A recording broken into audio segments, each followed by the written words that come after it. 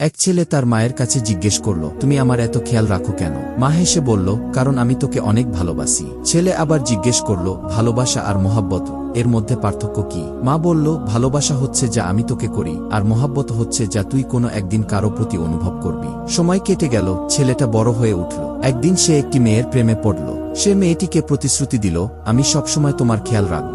অল্প সময়ের মধ্যেই তাদের বিয়ে হয়ে গেল। কয়েক বছর পর মা ও স্ত্রী দুজনেই গুরুতর অসুস্থ হয়ে পড়লেন। ডাক্তার জানালেন দুজনেরই একটি করে কিডনি নষ্ট হয়ে গেছে এবং শুধুমাত্র একজনকেই বাঁচানো সম্ভব। অনেকদিন পর যখন মা ও স্ত্রী দুজনেই সুস্থ হয়ে উঠলেন, তখন তারা ডাক্তারকে জিজ্ঞেস করলেন, আমাদের কিডনিকে দিল? ডাক্তার বললেন, আপনার কিডনি আপনার ছেলেই দিয়েছে এবং আপনার কিডনি আপনার স্বামী। মায়ের গর্ব হলো যে তার ছেলে তার কথা রেখেছে। মা ডাক্তারকে জিজ্ঞেস করলেন, আমার ছেলে কোথায়? ডাক্তার তাকে একটি চিঠি দিলেন। চিঠিতে লেখা ছিল, মা, আমি আমার স্ত্রীকে মোহাব্বত করি, কিন্তু আপনাকে আমি ভালোবাসি। আমি কাউকেই হারাতে চাইনি। মায়ের চোখে জল এসে গেল।